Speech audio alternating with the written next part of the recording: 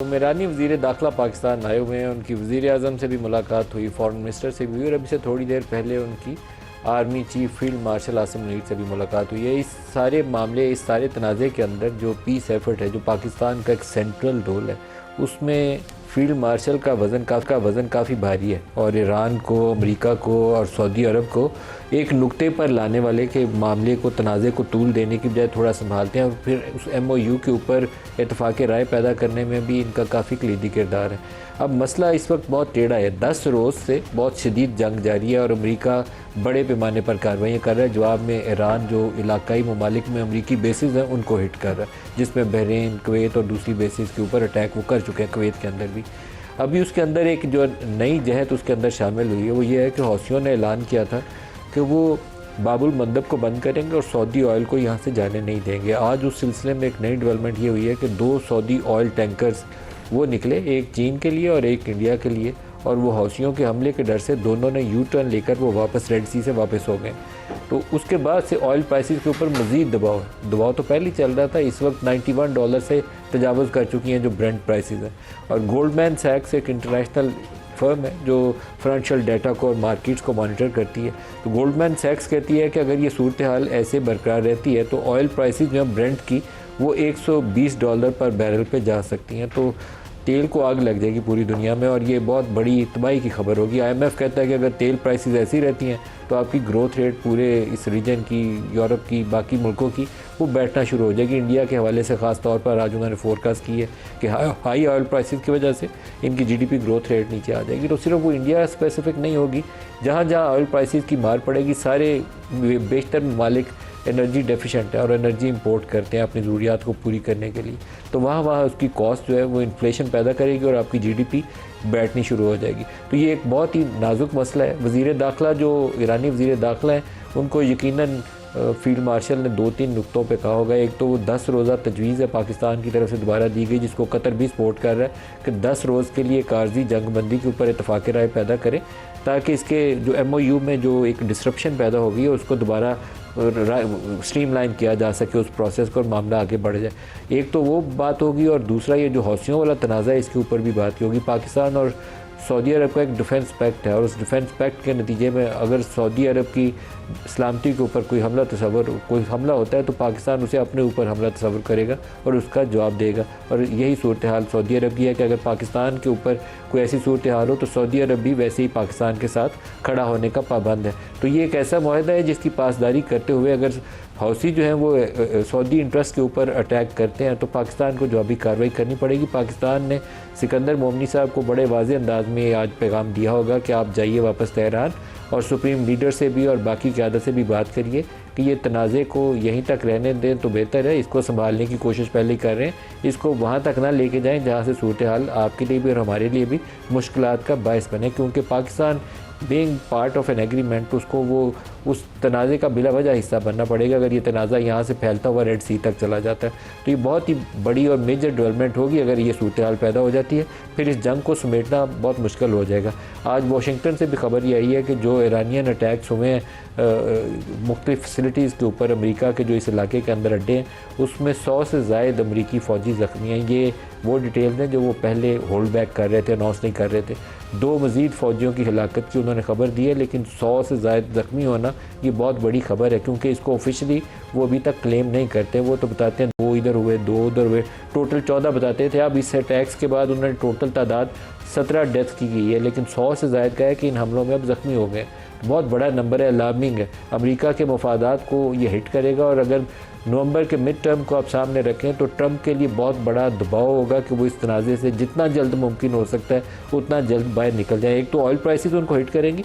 Brent अगर 91 पे है तो 84 प्लस $84.5 पर बैरल के ऊपर इस वक्त WTI भी है। हालांकि अमेरिका इस वक्त गल्फ़ वाला ऑयल नहीं खरीदता, लेकिन क्योंकि मार्केट बेस्ड सिस्टम है तो वहाँ पे भी प्राइसेस ऊपर चढ़ रही हैं। आज के प्रोग्राम में जो हमारे साथ शुरा हैं उनके साथ हम कोशिश करेंगे जो डोमेस्टिक पॉलिटिक्स है वहाँ हालात को बहुत अच्छे नहीं है पाकिस्तान के, उसके ऊपर बात करें। बलूचिस्तान का बड़ा इलाका इंसर्जेंसी का शिकार है, जनूबी अजला ख़ास तौर पर वर्स्ट हिट है।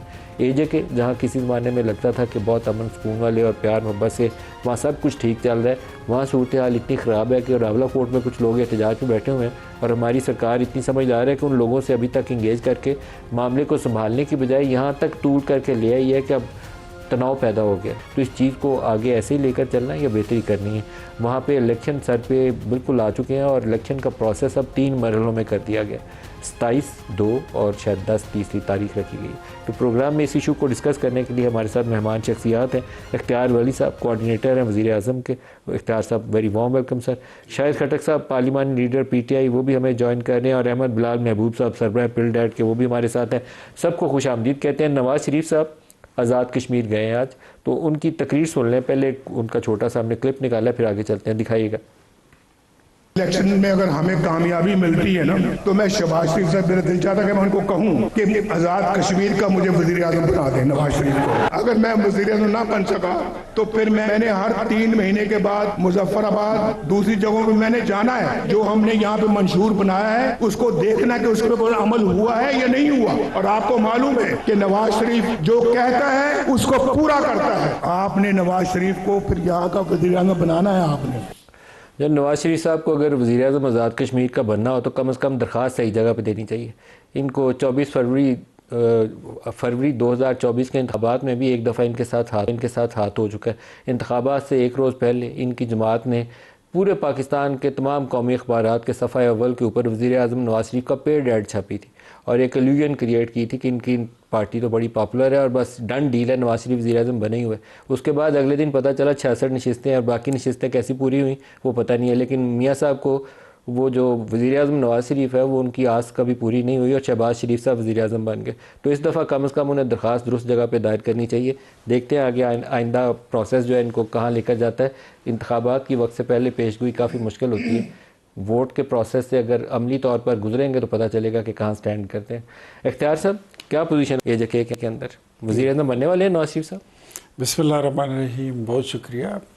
नवाज शरीफ साहब ने ये बात जो की है इसमें संजीदगी का एलिमेंट अगर आपने देखना है तो यही है कि वो ये चाहते हैं कि कश्मीर में उनकी हुकूमत बने, उनकी पॉलिसीज़ की तसलसल रहे और कश्मीर में हमारे बाद, हमारी हुकूमत के बाद वहाँ पर कोई काम नहीं हुआ और हालात यहाँ तक बिगड़ गए कि रावलाकोट का जिस तरह आपने जिक्र किया, तो इन सारी चीज़ों को देखने के लिए वहाँ पर एक संजीदा सियासी क़यादत की और सियासी मुंतखब शहबाज शरीफ साहब को संजीदा नहीं समझते?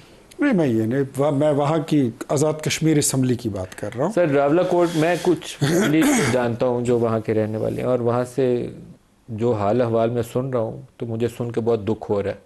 आप लोगों की कैपेसिटी टू गवर्न पाकिस्तान जो है ना वो उसके ऊपर मुझे बहुत तशवीश है।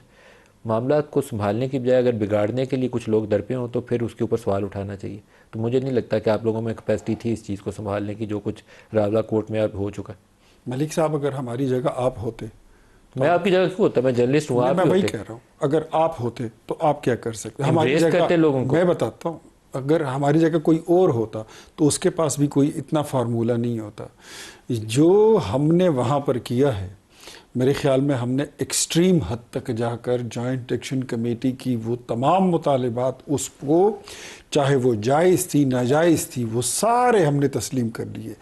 एक आध उस मुआहिदे या उस चार्टर ऑफ डिमांड की वो शिकें जिसको डिसाइड करना था वहाँ की लेजिस्लेटिव असम्बली ने, वो पावर, वो अथॉरिटी ना मेरे पास थी, ना आपके पास है और ना किसी और के पास है। वो उनकी अपनी कानून साज असम्बली के पास है। सो वहाँ पर एक कानूनी सकम आया। अदरवाइज़ जॉइंट एक्शन कमेटी को टाइमली इंगेज किया गया। उससे पहले भी आपको याद होगा कि आटे और वगैरह वगैरह चीज़ों की कोई बहाना बना के एक हवा कड़ा कर दिया गया था। हमने वो सारी चीज़ें उस वक़्त भी सिचुएशन को डिफ्यूज़ किया। फिर जब अब दोबारा हुआ फिर भी हमने उनके सारे मुतालिबात तस्लीम किए, बिकॉज पाकिस्तान मुस्लिम लीग नून समझती है कि जो कायद आज़म ने कहा था कि कश्मीर हमारी शहरग है, सो वी डोंट हैव, हमारा कोई उस पर कॉम्प्रोमाइज़ नहीं है और कोई नेगलिजेंस भी नहीं होगी।